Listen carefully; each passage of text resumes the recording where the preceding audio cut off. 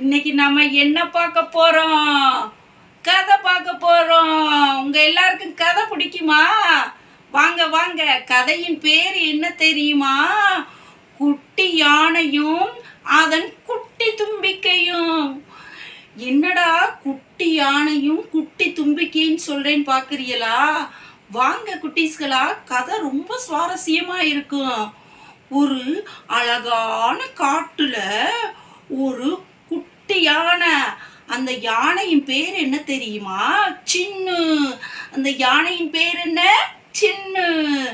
அந்த சின்ன யானைக்கு குட்டி தும்பிக்கை தான் இருந்துச்சான். அந்த சின்ன யானைக்கு என்ன தும்பிக்கை இருந்துச்சு? குட்டியான தும்பிக்கை தான் இருந்துச்சான். ஆனா மற்ற பெரிய யானைனா பார்க்கல பெரிய தும்பிக்கையா இருந்துச்சான். என்ன எல்லாருக்கும் பெரிய தும்பிக்கையா இருக்கு, எனக்கு மாத்திரம் ஏன் குட்டி தும்பிக்கையா இருக்குன்னு நினைச்சு ஒவ்வொரு நாளும் கவலைப்பட்டுக்கிட்டே இருந்துச்சான். அதையே நினைச்சு நினைச்சு யோசிச்சு பார்த்துக்கிட்டே சோர்வாவே இருந்துச்சான்.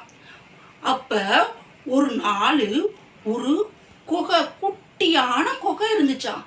அந்த குகையில என்ன ஆச்சு தெரியுமா? என்னாச்சு? வாங்க வாங்க வாங்க. அந்த குகைக்குள்ள ஒரு அழகான பந்து, நீங்க விளையாடுவீல அது மாதிரி அழகான பந்து அந்த குகைக்குள்ள மாட்டிக்கிருச்சான். அந்த காட்டுல இருக்குல்ல மற்ற விலங்குகள்லாம் இருக்குல்ல, என்னென்ன விலங்கு இருக்கும்? யானை, சிங்கம், புலி, கரடி, எல்லா யானையும் என்ன பண்ணுது?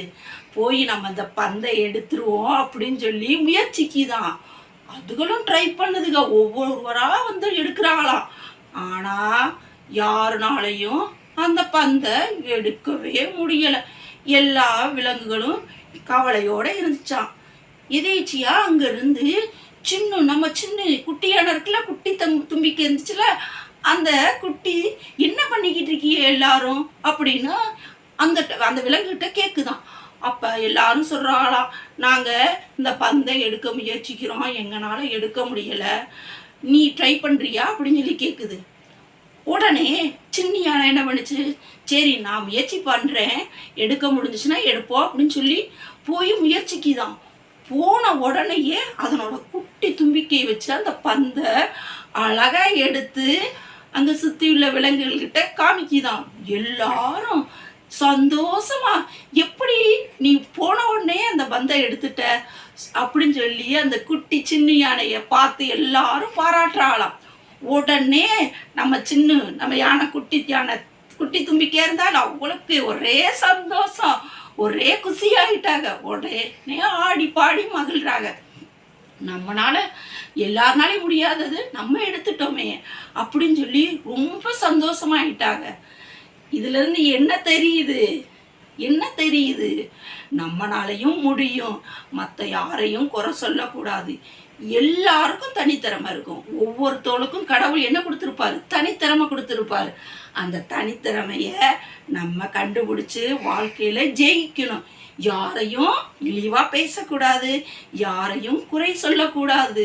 இதுதான் இந்த கதையில நீங்க தெரிஞ்சுக்கிட்டது. உங்களுக்கு நான் சொன்ன கதை பிடிச்சிருந்துச்சுன்னா ஹார்ட் போடுங்க. உங்களுக்கு எந்த மாதிரி கதை வேணும்னு கமெண்ட் செக்ஷன்ல கமெண்ட் பண்ணுங்க. செல்லக்குட்டிகளா, பாய்.